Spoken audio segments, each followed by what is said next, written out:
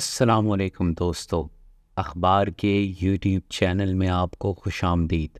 ہماری اس ویڈیو میں ہم بات کریں گے ایڈولف ہٹلر کی، جو کسی بھی تعریف کے محتاج نہیں اور دنیا کی تاریخ میں اپنی خاص جگہ بنا چکے ہیں۔ ایڈولف ہٹلر تاریخ میں ایک مشہور شخصیت ہیں جو 20 اپریل 1889 کو آسٹریا کے شہر برینو ایم ان میں پیدا ہوئے۔ ایڈولف ہٹلر کے والد ایلیوس ہٹلر سخت اور اقتدار پسند آدمی تھے۔ ہٹلر کا بچپن ان کے والد کی سخت نگرانی میں گزرا۔ ان کو پہلے فن میں دلچسپی تھی جو بعد میں سیاست کی طرف بدل گئی۔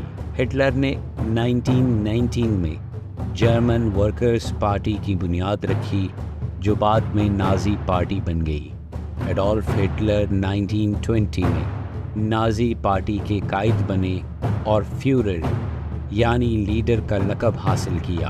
ہٹلر نازی پارٹی کے قائد کے طور پر قوت حاصل کرتے ہوئے 1933 میں چانسلر بنے اور 1934 میں ان کو فیورر اور ریانچ کینسلر کا عہدہ دیا۔ 1923 میں ہٹلر نے بیئر آل پیوچ میں ویریمر حکومت کو گرانے کی کوشش کی جس میں وہ ناکام رہے اور 2 دن بعد ان کو ایک گاؤں سے گرفتار کر لیا گیا۔ ہٹلر کو غداری کا مرتکب پایا گیا اور انہیں لینڈسبرگ پریزن میں 5 سال کی سزا دی گئی۔ بیئر آل پیوچ کو میونخ پیوچ بھی کہا جاتا ہے۔ جیل میں رہتے ہوئے ہٹلر نے مائن کیمپ مائی اسٹرگل کی کتاب لکھی۔ اس مشہور کتاب میں انہوں نے جرمنی کے بارے میں سیاسی عقیدہ، نظریات اور یقین کا ایک خاکہ بنایا جس کا پہلا حصہ 1925 میں اور دوسرا حصہ 1926 میں شائع ہوا۔ اس کتاب کا پہلا حصہ ایمیل مریز نے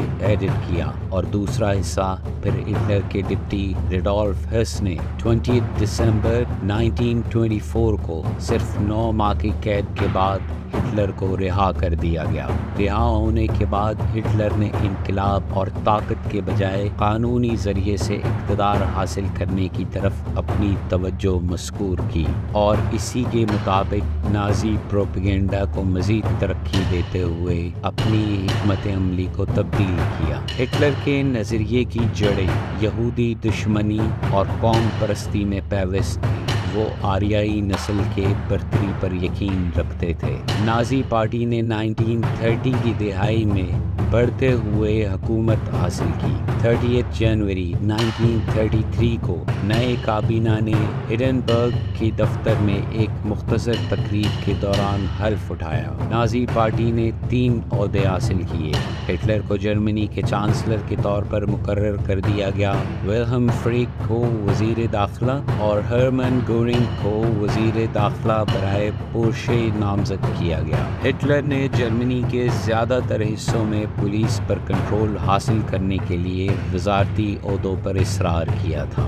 ہٹلر نے بہت تیزی سے حکومت کو مضبوط کیا، جمہوری اداروں اور قوانین کو ختم کر کے ٹوٹلیٹیرین رجیم یعنی ڈکٹیٹرشپ قائم کی۔ 1939 میں نجی بات چیت میں ہٹلر نے برٹش کو شکست دینے کے لیے اہم دشمن قرار دیا اور پولینڈ کا خاتمہ اس مقصد کے لیے ایک ضروری پیشکش تھا جس میں مشرقی کنارے کو محفوظ بنانے اور جرمنی کے حدود میں زمین کا اضافہ کرنے کی تجاویز دی تھی۔